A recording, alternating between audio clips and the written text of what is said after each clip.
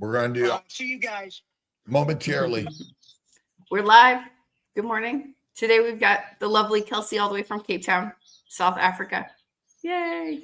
We've got Dr. Kiltz. He's setting up the Mighty Tribe. I'm going to say Kiltz KMT for a t-shirt. Hashtag KMT for a t-shirt to get into the giveaway. And Kelsey, while Dr. Kiltz is setting up his stuff, can you give us a little introduction, who you are, what you do, why you're here? Yeah, hi everyone. My name is Kelsey Buchalter. I'm 29 and I'm from Cape Town, South Africa. As you can see in the bottom of my underneath my name, I am a nutrition network practitioner. But ultimately, I'm just a human and I have a lifelong history of severe anorexia, bulimia, and anxiety. And after navigating my way, I was stuck in the standard of care for 20 plus years. And I found the carnivore diet in 2018. And I have not looked back ever since. So I have studied many things since I left school.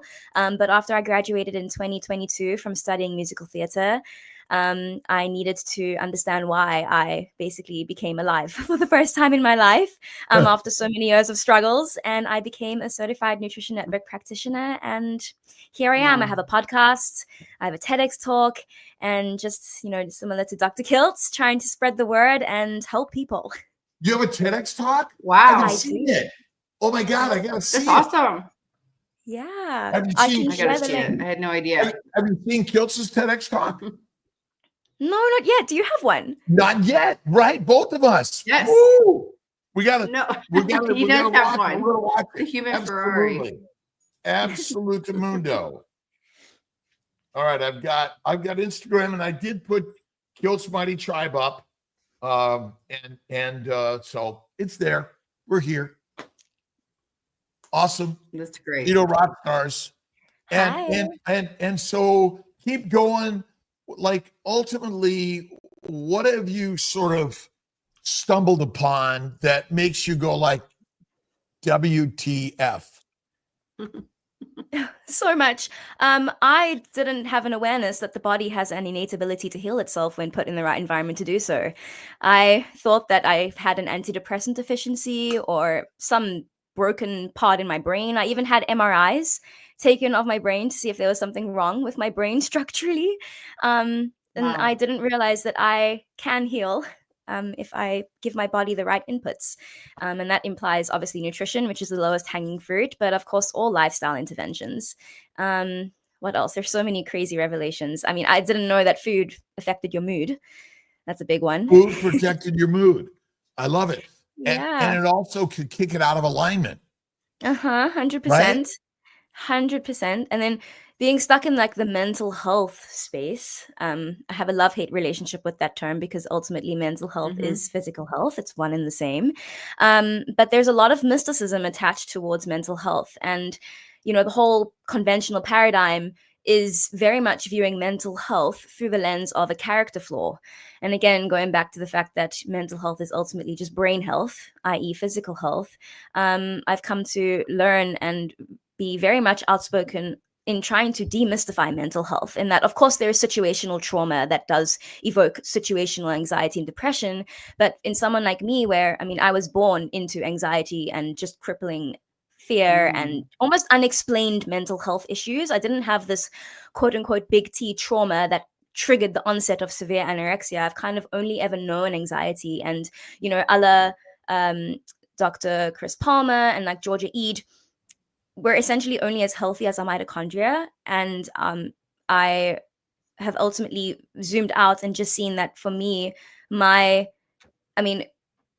illness was just inflammation. And in my bio-individual predisposition, that inflammation just, manifested in my mental health. So again, going back to my main point in that, like, mental health is just physical health. And I've kind of termed, I call it reverse engineering mental health, because as I said earlier, I was stuck in the standard of care for 20 plus years. I went to every specialist physician under the sun. I was dedicated to psychotherapy, but it was only when I changed my diet and gave my cells the cellular energy and resilience, I was then able to turn within and actually apply all those 20 plus years of psychotherapy. So that's why I call it like.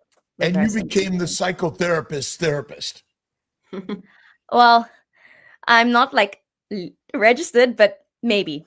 Well, I'm registered and certifiable, I always say, because we created all these ideas that you must be licensed, registered, and certified that you are capable of sharing something. And the nutrition network practitioner, but also you're going out on the airwaves of the world, the energy vibrational waves, and sharing a story.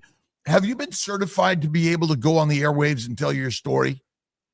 Not necessarily. And you raise a really good point, because there's nothing as powerful as lived experience. Lived experience. Yeah. Yeah. That's why I read the Gospels, because these are stories of humans. And ultimately, if we get back to a simple nutritional way of living, which is what is your basic premise of what's wrong with all of us? Well, I suppose with what's wrong, I don't think anything's wrong with any of us. I think we've just been misinformed, and I think we just need the education and the encouragement and support to be able to give the body the right inputs, and ultimately that's returning back to our natural state. So the further we've deterred from our natural state, the sicker we become. Well, is there a proper human diet or a way of eating that maybe realigns every cell of our body with our original intent?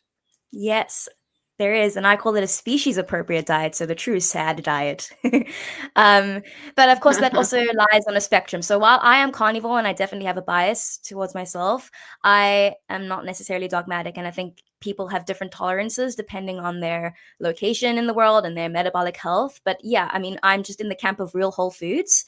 And as long as you're reaching your protein and you're eating enough healthy fats, I think the carb tolerance is bio individual and unique for people. But I definitely have a bias towards carnivore. So I would say that, predominantly meat-based is definitely the optimal for all of us. Well, I think our focus on protein is wrong, by the way. It's fat. It's adipose tissue, which is actually the most important tissue of the human body. The organ system of adipocytes and adipose tissue is like it. I mean, if a woman is not fat enough, she cannot be fertile. And ultimately, we're drawn towards fat because that is the fuel and building blocks for our body. Protein is not. Think of muscle as just another organ system, but muscle is not protein. It's a cellular structure, which is made up of fat, proteins, and sugars. And again, I think we're sort of misinformed. But I need to take a break from something. Kelsey, could you just let me have a moment? Of course. This is your channel. You can do whatever you want. Oh, God bless you. So Sunday, I do my live at 10, and then I take the day off.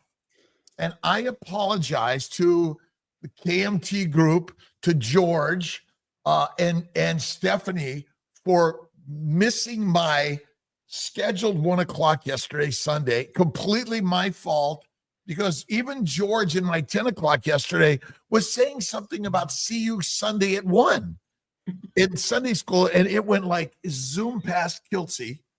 And so we're going to reschedule that, but I apologize for missing it yesterday. So sorry about the Kelsey. I wanted to make sure I mentioned it before we finish this mission. So what is your mission and your purpose in this space? That is a really good question. I think I could take this on so many tangents, but I think first and foremost is to help people internalize that they are not broken and that they are not beyond hope or help, because especially when you're stuck in the standard of care, and especially in the context of the mental health paradigm, it is very easy to feel like you're broken and you're messed up and you're treatment resistant, and you're never going to feel like you can ever find any relief or solace. And what I've come to understand as a non-medical professional coming into the space and learning what I've learned, the body is remarkable, and it's always responding the way it should according to our perceived reality and our inputs that we give it. So I hope that that empowers people to know that they have much more power and responsibility than they think they do in curating a life in optimal health, which is ultimately their birthright. And is it possible we're simply poisoned by plants and we're eating a low animal fat diet, and by simply adding more animal fat to our diet, it might help reduce the inflammation in our body and help us heal? Yes, that is very, very likely because, of course, every plant does have an anti-nutrient. And again, according to your bio-individual sensitivity towards them, they could very much be causing a lot of inflammation in your own body. And again, everyone has their own bio-individual manifestation of inflammation. For some, it's PCOS, type 2 diabetes, insulin resistance, kidney disease. Mine was mental health and gut issues. I hear you on the gut issues. And if you haven't read the book Meat 3 Times a Day by Schlenk, you must. And if you haven't read, what's the book, Alia? Pottinger's Cats? Pottinger, oh my God, you said the word. I don't have the book with me here, though. You know what? I don't have the book here where I'm at. Oh, there we go. Back in stock, Amazon. And look at the price of it. It's ridiculous. It's ridiculous. It's the same thing with Christ-based teachings, which I am getting reprinted at a discount. Let's see. Can I pop up this picture of Kelsey? We wanted to share a before picture. Oh my God, what a beautiful woman. What a beautiful woman. Beautiful. And ultimately, we've been kind of misinformed. That's our real problem. And it partially, is it like the constant harangue that we need to be skinny and fat is bad, possibly the wrong message we're sending to all of our brothers and sisters? Yeah, 100%. Although, I mean, I very much view health through an ancestral lens, and anorexia has been documented since like the 1400s. So there is some validity in also stating that there is an evolutionary advantage for the wiring of the brain of someone with anorexia, in that it would definitely help those get through famine. However, of course, in this modern world context, with the emphasis on being thin. Yeah. What anorexia helps us get through famine? Well, the wiring of the brain, in that it's a reversed sort of reward system. So of course, food is very much a reward system, like a dopamine sort of hit. Of course, we're wired for pleasure, and of course, food is pleasure. But in those who have almost the reverse of that, they were much easier able to get through times of famine. So it was almost evolutionarily advantageous to have. Right. So ultimately, it seems like in our modern world, we're pushing skinny. And Yes. You're right, for thousands of years. But I'm wondering if the plants ultimately damage the gut and damage the brain to create a condition which might be harmful. Yeah. Well, I mean, there's so many, what I've come to learn in the research, there still isn't yet like one specific causa vera of anorexia nervosa. I think we're still trying to understand it fully, but that is very much a valid hypothesis for sure that I can definitely corroborate with. Yeah, I mean, I say plants basically want us dead because we're fertilizer, like all other, the microbes and the macrobes, basically the plants and the bacteria, yeast, and viruses, we're just another living life form for them to consume. And there are infinitely more plants and microbes than humans on this earth, and they control all of it. And that's where my hypothesis and theory is. That's why I love Most Delicious Poisons. And the new book I've been reading is called Light Eaters, which basically all the photosynthesizers, they're making food for themselves. The light. Oh, and I just wanted, someone was asking me about books to read, and it's supposed to be in all of our books. In the back of the book is a list of books that Kiltz reads that have been found helpful, but you can go to drkiltz.com. Do you have a favorite book that you recommend to those that are on this journey, Kelsey? Ooh, that is a tough one. There's so many. Well, a standard that I always espouse is Viktor Frankl's Man's Search for Meaning. I think that is a very, very powerful book. Regarding the more physiological side of things, well, I think Chris Palmer's Brain Energy.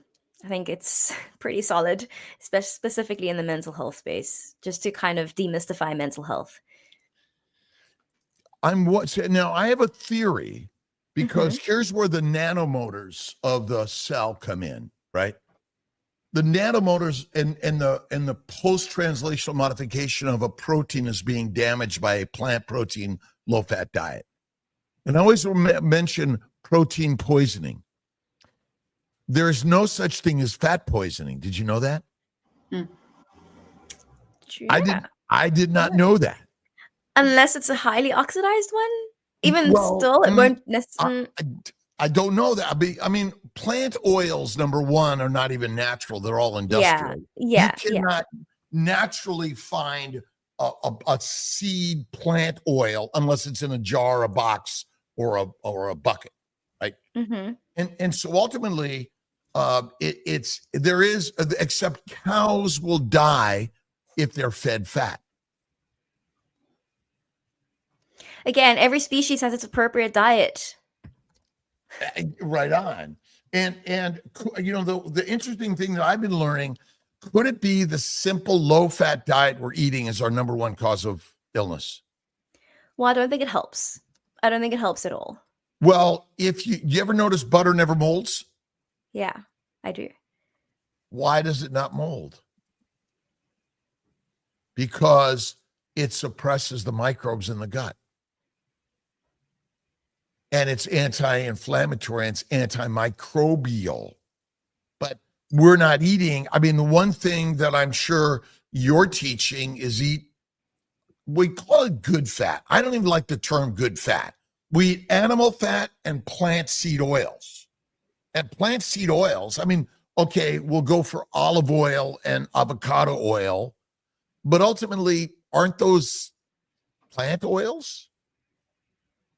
Fruit oils, I suppose. Well, there's seed oils because you can take an avocado whole or olive whole and crush it and extract the oil. It's still a product of a seed, I think. Now you can get the olive oil that is crushed from the fruit and not the seed, where they've removed the seed. So that's kind of an interesting one.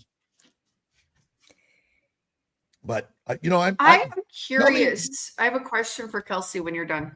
No, please go ahead. So anorexia, bulimia, that was like lifelong, or did that start when you were like a teenager and with all the pressure of going through puberty, or was that lifelong? Good question. I would say it started when I was 3. That's when I started ballet. And that's when the hyperfixation on my body and comparing it to others started. So again, like as I said, even before 3, I was very, very anxious, very shy. I had a lot of separation anxiety from my parents, to the point where they actually had to extend like me starting preschool by 6 months because I wasn't able to leave my mom's side.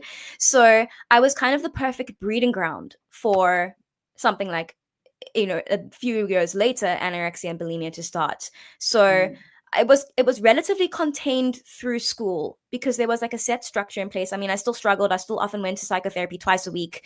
According to the psychologist, should have been in a clinic already. I was already restricting and binging, purging, all the things during school. But I would say S hit the fan when I left school and there was no set structure, and it became apparent to me that the world is my oyster and I can do anything and everything, and I paradoxically crippled with major overwhelm and anxiety. And that, since after school was an SH1T show, basically.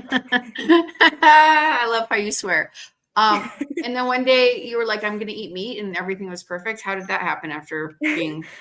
Yeah. So I will elaborate a little bit on this because I think especially for those who are struggling or know someone who's struggling, I think the details are quite important here.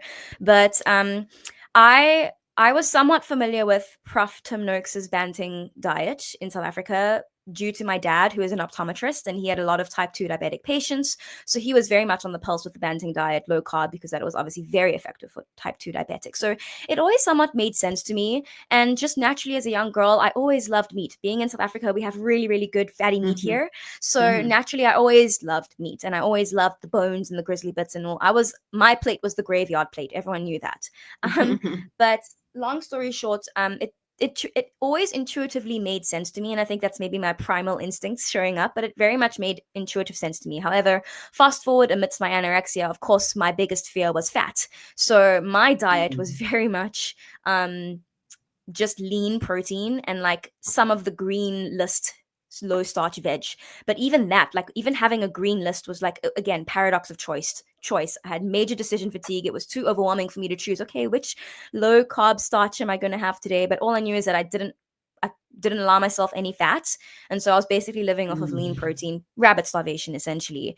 But yeah, I mean, going to a dietitian is kind of standard of care. And I hated dietitians so much. Well, we just didn't get on, of course. And they didn't really like me either because I wasn't willing to, eat all, well, I had to because I was enforced to when I was institutionalized.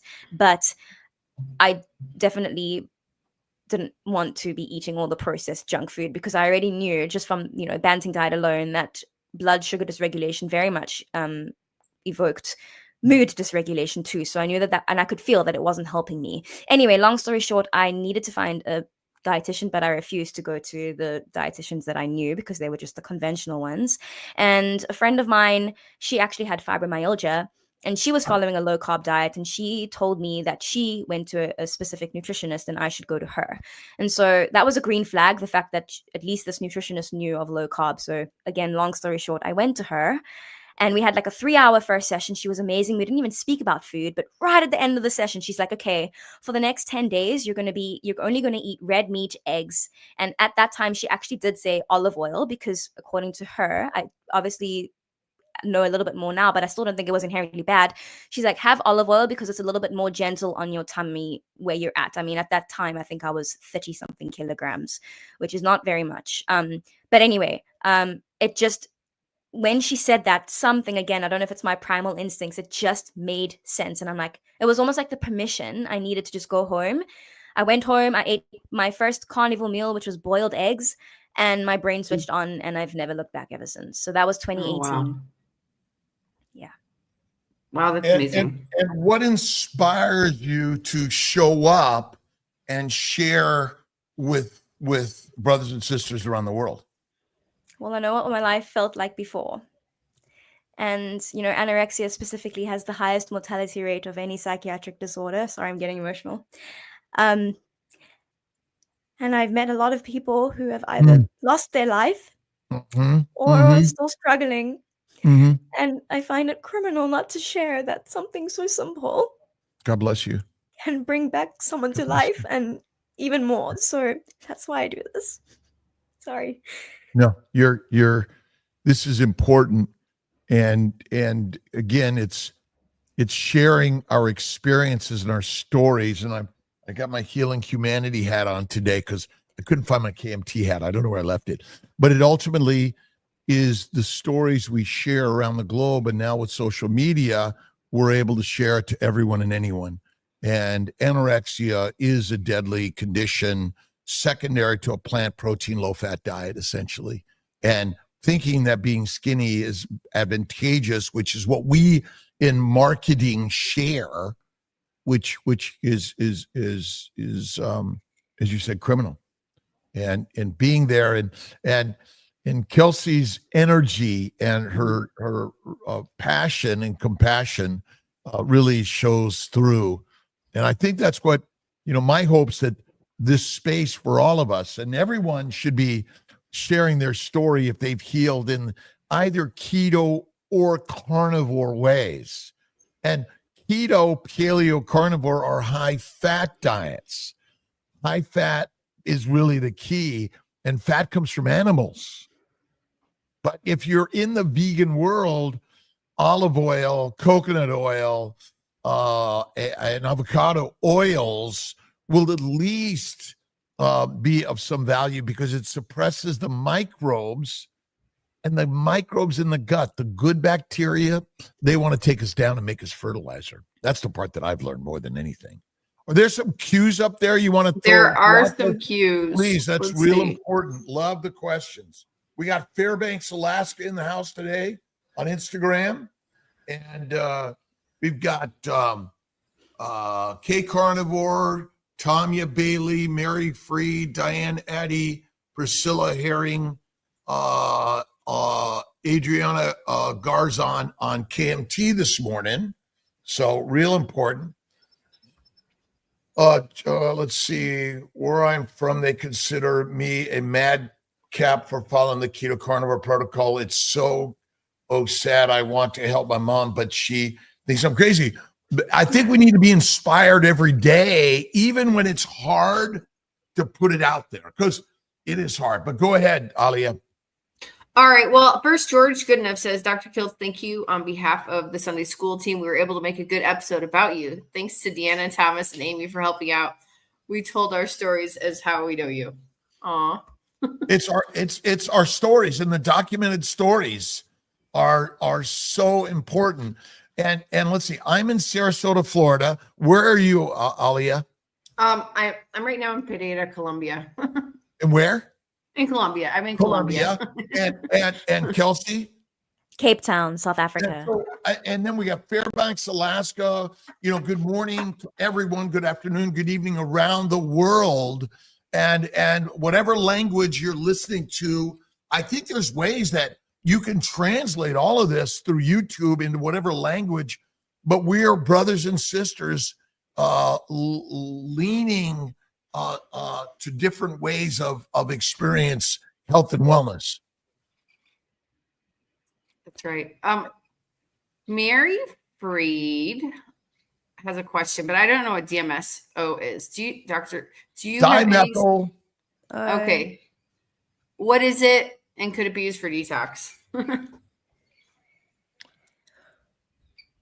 I don't know that answer. I mean, there's so many things. Charcoal. I was listening to Dr. Berg.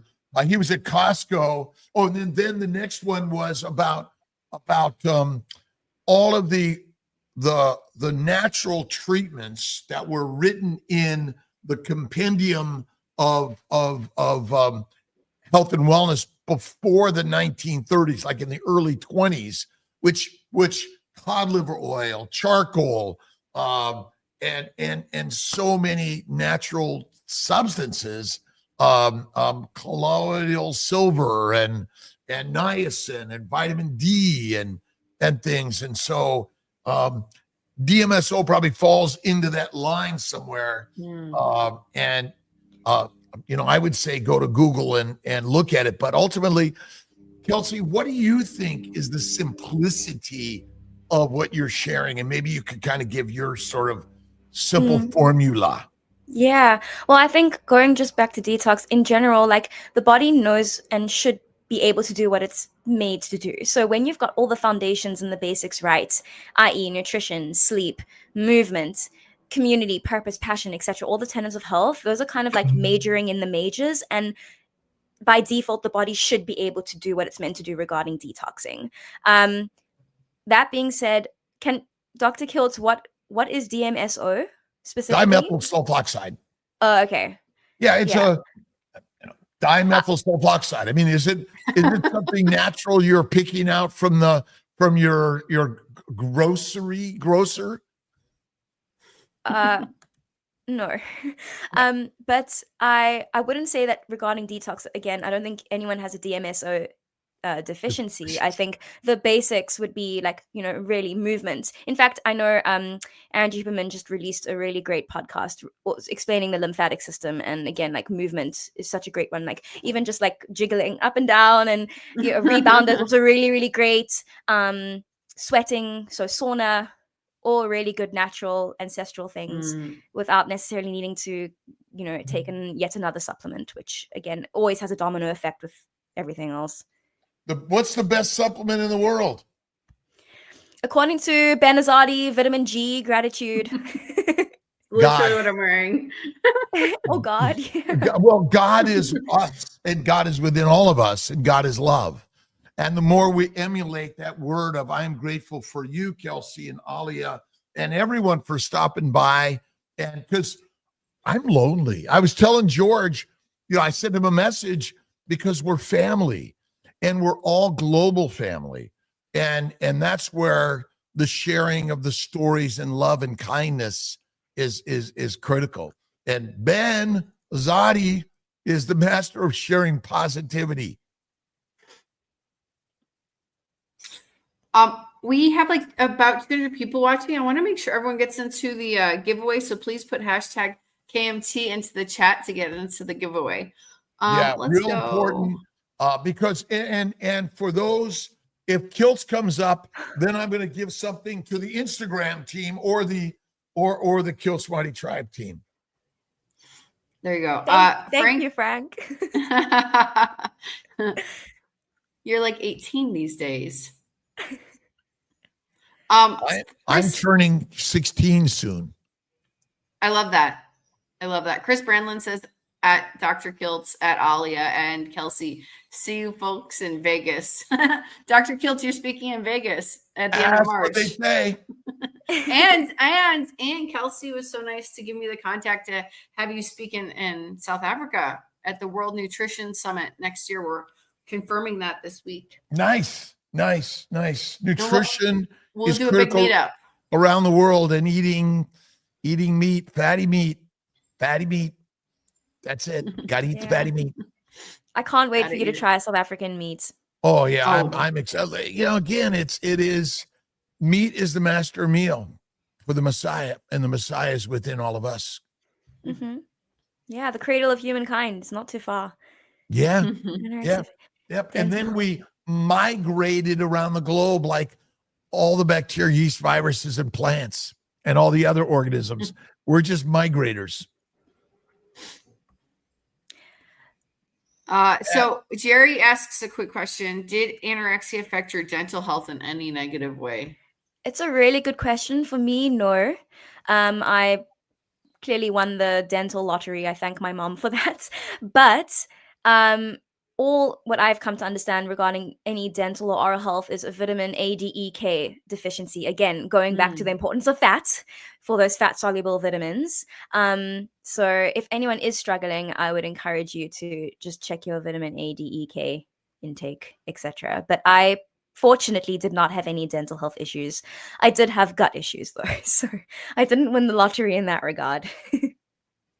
The glycocalyx is damaged because of a low-fat diet.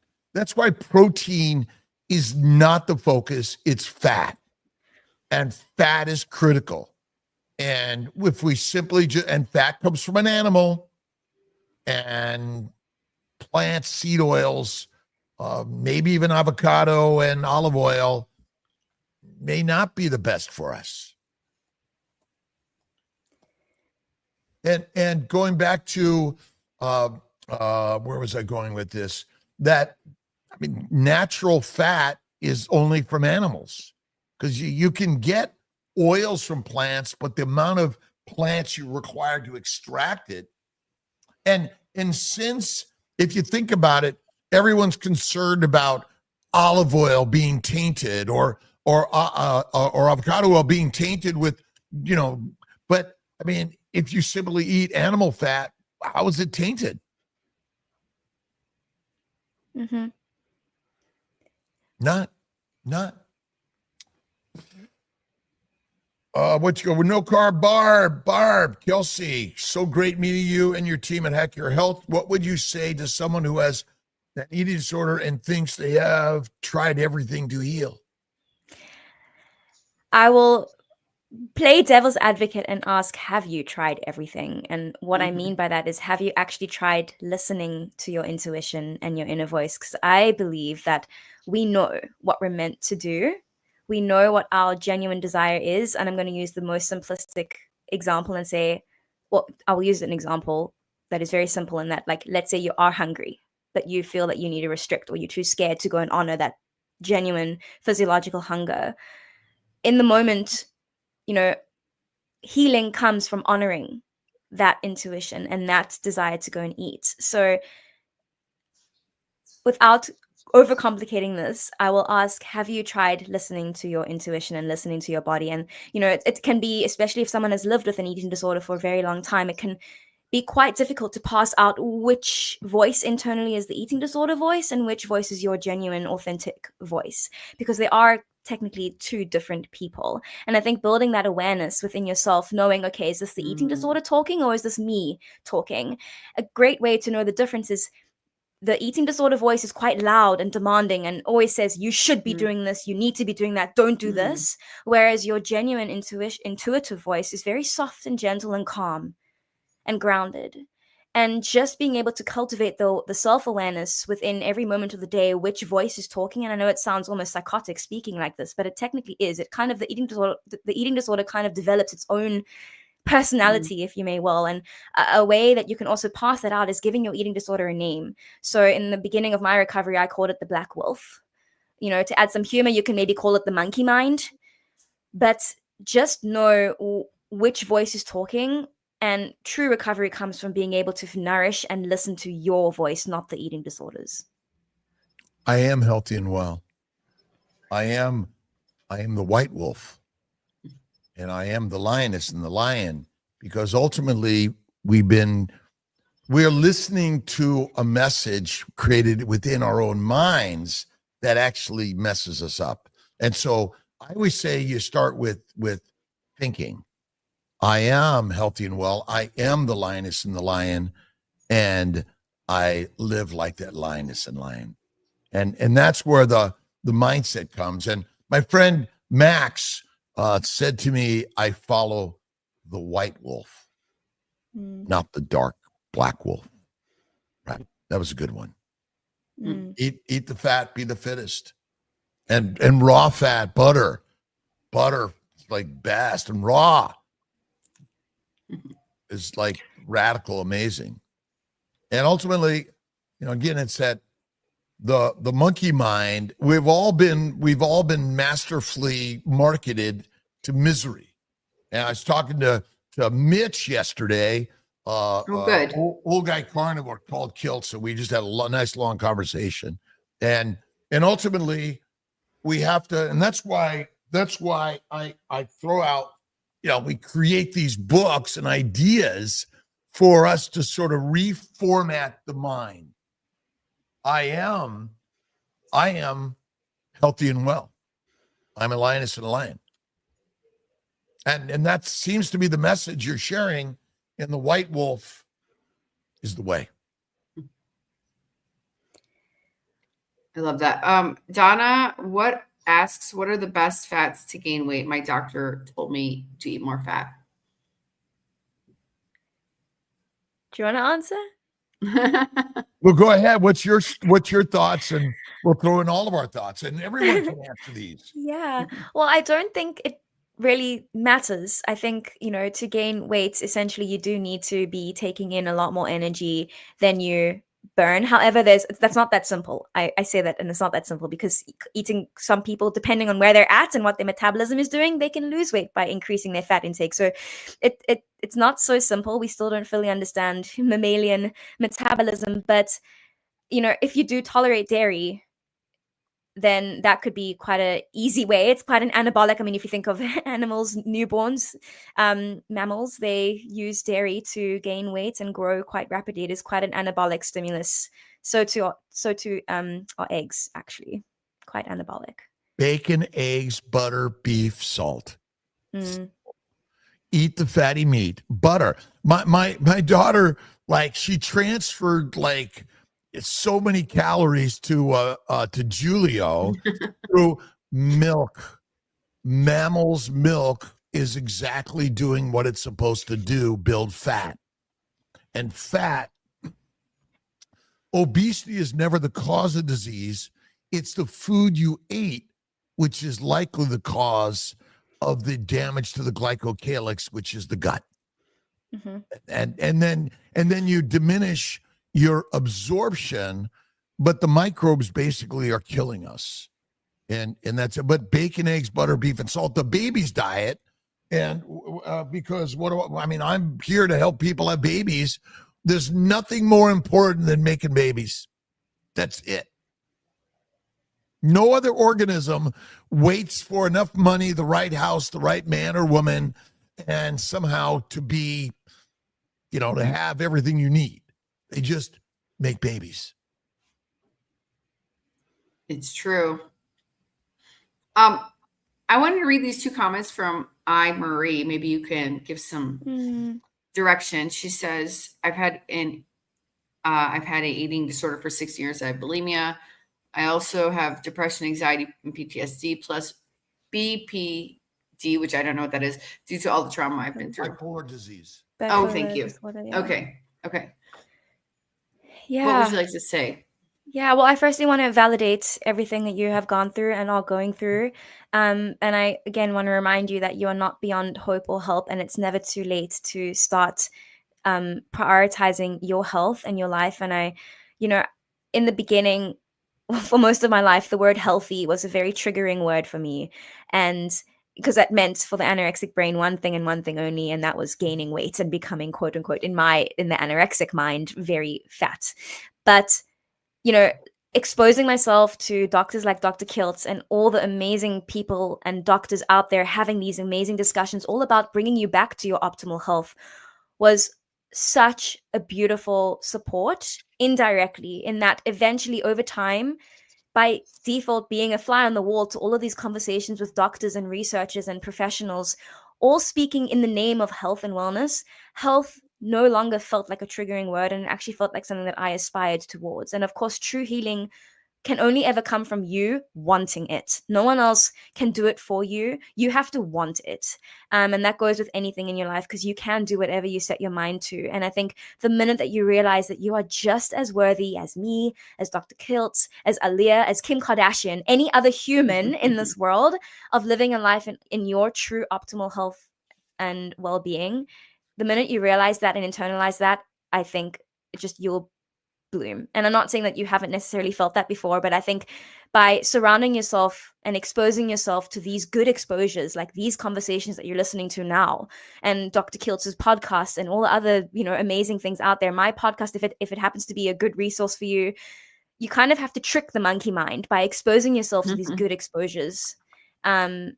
And yeah, I think, the environment in which we find ourselves, not only like literally, logistically, but also what we follow, who we speak to, who we are friends with, those definitely play a role. And if you continue to, again, surround yourself with these good exposures and things that uplift you, and you'll know when it uplifts you, that's the key, I think, the crux to having a beautiful, sustainable recovery and healing journey which you definitely deserve. This book is one of the best books I've ever read, listened to. The 3 Magic Words, U.S. Anderson. And because ultimately we've been brainwashed. We're brainwashed every day. And we're reformatting our own brains every day. And we're so, again, we're brought down by a message that we're incapable and we're sick, but we're healthy and well. Again, it's listening and learning from Kelsey and all of us together. The mind is the master of the mission. And you change the mind and you see the beauty of exactly where you're at and what you've experienced and the beauty of your tomorrow.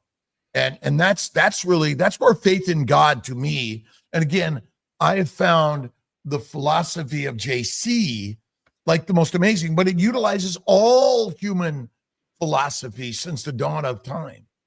And I think that's really important, because it's interesting. If you were drinking alcohol 3 times a day, would any of us be surprised of the damage to the brain? We would not. No. So a plant protein, low animal fat diet feeds the microbes in the gut, which ferment and make what? Alcohol. Ethanol. So ultimately, our gut is making alcohol based on a healthy diet lifestyle we've been all told to eat. And so our diseases are not who and what we are. We're poisoned by the words we've been taught to think and the food we've been taught to consume. And this simplicity in all of this. That's the magic of Kelsey's story, right? And yes, validate absolutely the perfect person and human being you are right now. That's what we need to do. And again, I feel so blessed to be in this amazing family, human, around the globe, together. Next question, Alia. Sure. John Wilbur would like to know when we're coming to Pennsylvania, PA, Pennsylvania. Soon. Soon. Sure. Soon. You're going to be in Syracuse for sure. Put it up there, and we'll map it out. That's what we're going to do in 26 is get to as many meetups, create a meetup, and even if I can't physically be there, I'm sure we can. You can virtually be there. We can virtually either be there. Someone from the team can be there, or we can simply, put out a podcast or short video clip. Sure.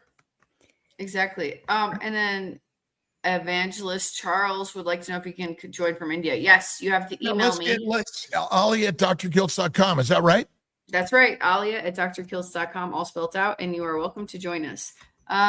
Next is Callous Music. I was a BMX racer for 17 years from age 4 to 22.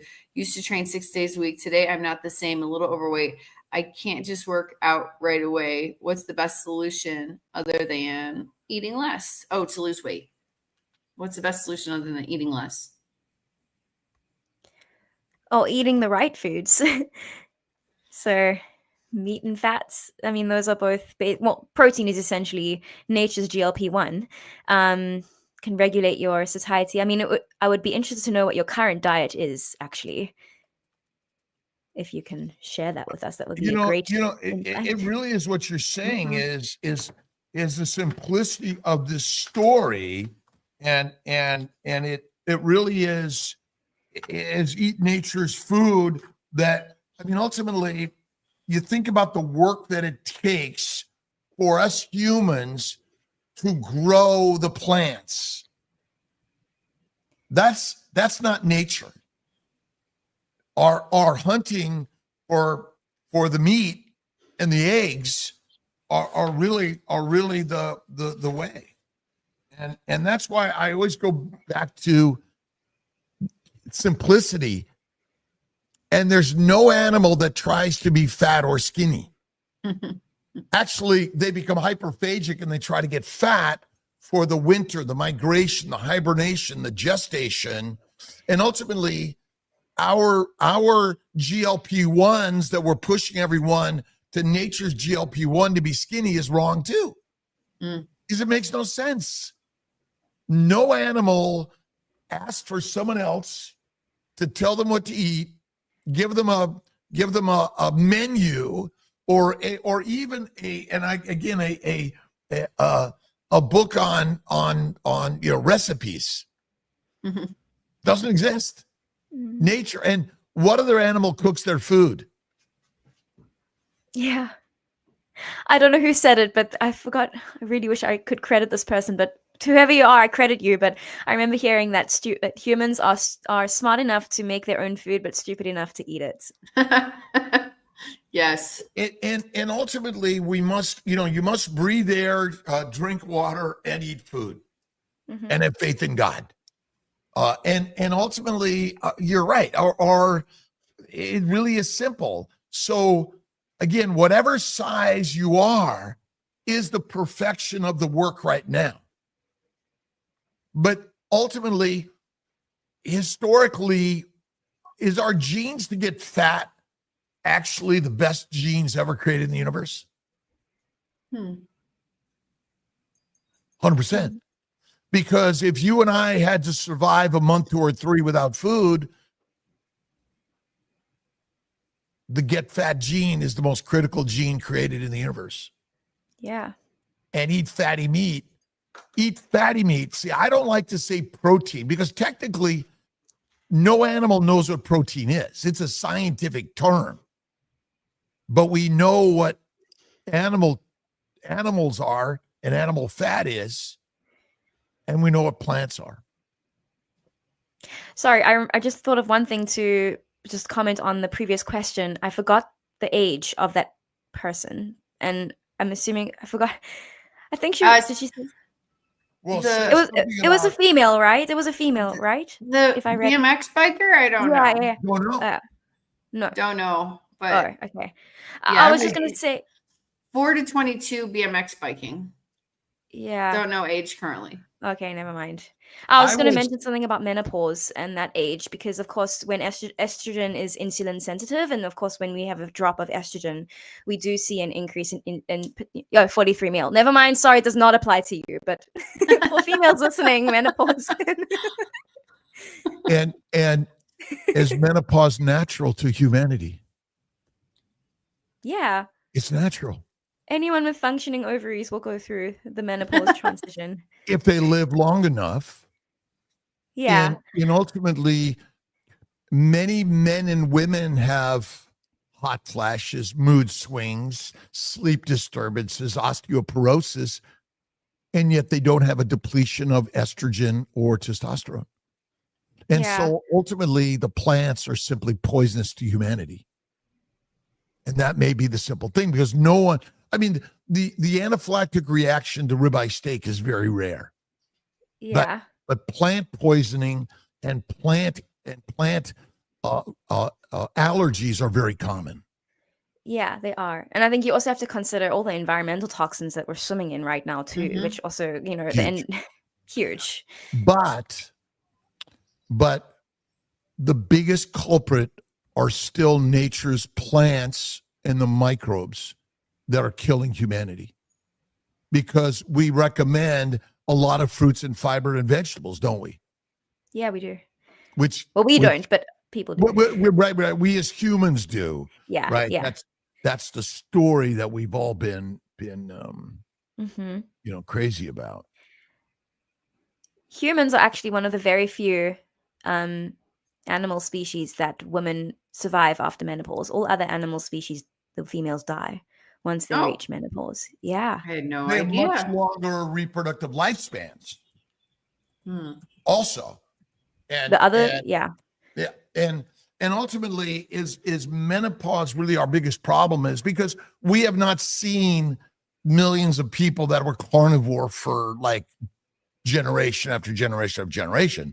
So we don't know the real effect of all of that on our longevity and our, and our reproductive lifespan also. See, I believe that pelvic inflammatory disease, infertility, endometriosis, PCOS are fermentation of plants in the gut, and the fermentation increases the microbial count, which goes out the rectum, anus in women and right into the vagina, and ultimately through the epithelium of the gut.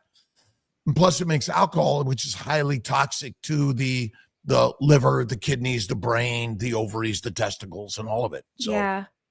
You should talk to Dr. Andrea Salcedo if you haven't yet done so. You have? Okay, and then amazing. Yeah, we should get her back though. You just reminded me. We should get her Yeah. back. I mean, vitamin A is one of her mostly used supplementation, specifically for the gut, as it is essentially like a prebiotic, I think, for the gut, and specifically with endometriosis.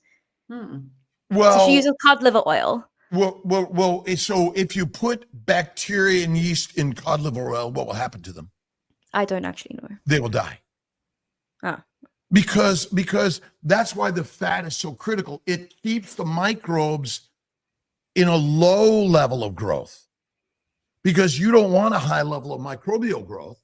And if you haven't read, if our listeners today haven't read The Relationship of Alimentation and Disease by James Henry Salisbury, this guy's book is radically amazing. Basically, probiotics and prebiotics are not your friend. Remember, the microbes are everywhere. They're miles up in the stratosphere and they're miles down in the soils of the earth. They're in the hottest of hot, the coldest of cold. And they will outlive any and all of us. But someone has basically created snake oil science that we've got to feed the microbes in your gut, which is all BS. Yeah. Well, I mean, I'm very much, again, I take a minimalist approach regarding supplementation. I'm very much a food first person.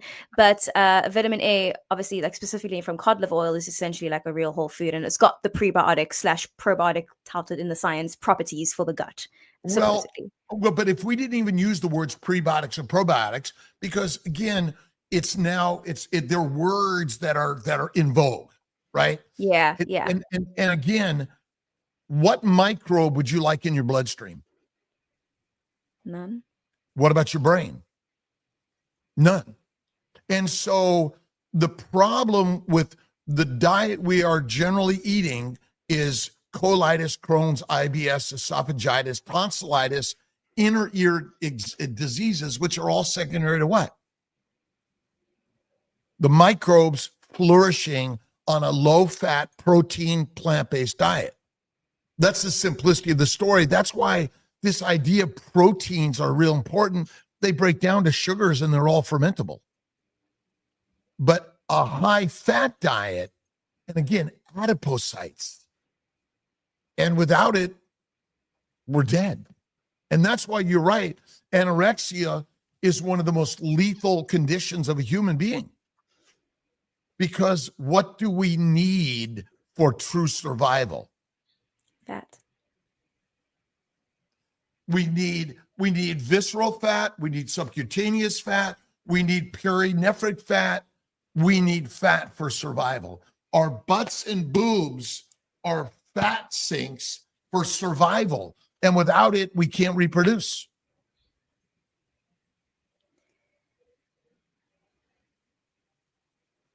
There you go. We never answered this Callous Music's question, but we need to know what he eats. Well, I can't see it. What's the question? It was, how do you lose weight, basically? How do you lose weight? Again, you lose weight by eating less and moving more. That's simple. And if you're... eating the right foods? No, again, but I'm just giving you no animal wants to be skinny, but if you want to gain weight, eat more fatty meat, move less. You want to lose weight, go ahead. I was just going to say, I mean, it sounds like you are a very active person, and there is something to say regarding over exercising and that also increasing inflammation. I mean, I speak this with a lot of personal experience because, of course, over exercising is quite a common symptom with anorexia and bulimia even. So I know that I become very inflamed when I'm overdoing my exercise, and specifically cardiovascular training. Or even HIIT training. I just become a ball of inflammation. That is just me, I know, and I'm a different age and I'm a different gender to you.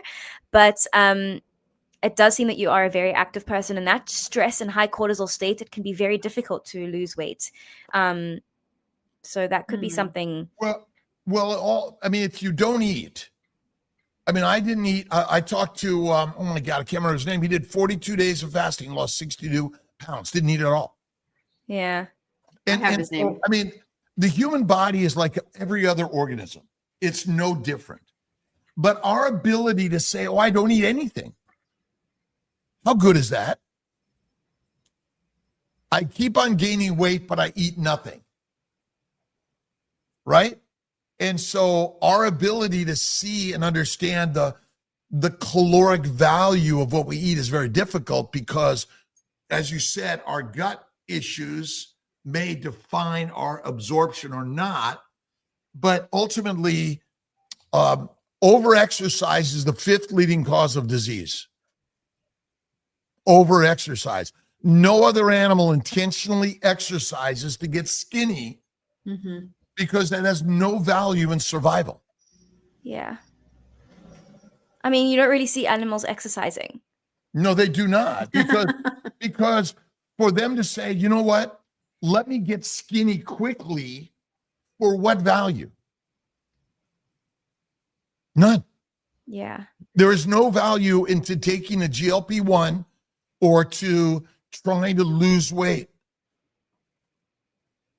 If you can imagine, again, a polar bear and a bear must gain 1,000 pounds before the famine comes on. Humanity is no different, because look at the wars of the world. What are the odds that someone's going to press a button and suddenly no food for any of us? Yeah. What time is it? Go ahead, Kelsey. Oh, wow. It's an hour. It's an hour. Kelsey first. I just I actually I'm slacking, but I actually did create my actual YouTube channel. I just have nothing uploaded yet. I have 80 plus episodes on my podcast, which is called the Human Theatre Podcast. And theatre, THEATRE, because I am South African, so we spell it like that. But you can find that on Spotify and Apple, so the Human Theatre Podcast. I mean, also if you follow me on Instagram, that's kind of where I'm my most active, so I'll be sharing. But I do actually have a YouTube channel as of yesterday. I just haven't uploaded anything, so watch the space because I do need to upload all of my 80 episodes onto there. But one more thing regarding the BMX biker that you could possibly look into. It does seem that you do a lot of cardiovascular training. I would say possibly focusing on maybe possibly even like reverse dieting and building a lot of muscle, because muscle is quite metabolically active and you can kind of just change your body composition so you can, build more muscle and decrease your body fat. Of course, muscle is the organ of longevity, so that is just something else that you could possibly think of or go down a rabbit hole. What if fat is the muscle, is the true healer of longevity, and moving in motion is critical. Moving in motion and getting on like Kelsey is doing and sharing the word and traveling the world is so important, Kelsey. So thank you.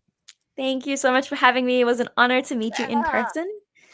So yeah, I'm very excited to be here. Thank you everyone for this opportunity. You're I don't so know if you welcome. can see this. Can you Causes see of that? inflammation, glucose, plant anti-nutrients, and antigens, plant phytochemicals. Is that the FODMAPs? Fermentable. Well, it's just I don't know. fermentation. What's the last one? Exercise. Oh, yeah. Exercise. Think about all the athletes of the world. Do they live longer, healthier? Yeah, there's a difference between athletic and fitness and health. Well, right, but our fitness is health is keep exercising and keep moving. Repetitive exercise is like taking your Ferrari, loaning it to your friend to put more miles on it so it lasts longer. Just a thought and idea. All right, and is been carnivore 8 months and lost 20 pounds, cut alcohol 2 years ago. What's thoughts on matcha or half caffeine coffee with raw cream? FET just failed. What do you think about coffee and matcha? I definitely, full disclosure, I do have coffee. I have a good quality coffee that I do have 1 cup a day. Some people shouldn't really be having it. I think it depends how you tolerate it. I'm definitely more for coffee than I don't know too much about matcha. I haven't really gotten. I tasted it for the first time at the AccuHealth conference, and it was actually nice. But I don't know. I know that there are anti-nutrients in there too. I'm not sure. I don't know enough. It's beyond my scope right now. Well, okay. So we're born to die. In the middle, be creative, get out there in life. But we drive cars, fly planes, walk the street. Jonathan got hit by a car walking across the street. Life is dangerous. You and I are going to become fertilizer. And I was off coffee for 2.5 years. I'm back on it. Who knows how long I'll stay on it and off it. I rarely sip alcohol, and but I guzzle life. Coffee is supposedly very helpful for detoxing liver. Coffee enemas are a thing. I don't know that. Again, we are supporting our habits. Mm-hmm. Again, coffee is a plant chemical. It has tannins and many other things in it that could be harmful to any and all of us. But again, we live in boxes, we drive cars, fly airplanes, walk the street, live with human beings. So again, is life dangerous? Sure it is. Put a smile on your face and go enjoy it. BMX, what is it? Go out there and BMX biking. Everything we do is for one reason only. Yeah. But I just want to say, again, not technically, matcha and coffee are both real whole foods. So that is much better for you to drink than I would say a Diet Coke. It's a seed. Crushed. cooked. Instead of seed. I'm just throwing out again because we sell it, make money out of it. Again, it is still a seed, and are seeds antigenic for humans? I think so, but I do enjoy it. I don't get. I again, you know, we're all supporting the mission. Mm. And reproduction is the most important thing in life. So keep reproducing your ideas and putting them out there and making babies. So we're on tonight. What's tonight? 5:30. 5:30 with Dr. Lisa Wiedemann. Oh my God. And Lisa. Dr. Nelson. Oh, And Dr. Nelson will be there. Lisa to come. I got to call Lisa because I know she's nearby. I wonder if I can get her to come stay at the house. Studio. I'll call her. Yeah, that'd be See if I fun. can get that. That would be really fantastic. All right. Well, there's more questions, but come back tomorrow. We'll answer them. All right. Kelsey, you're amazing. Where do people find you?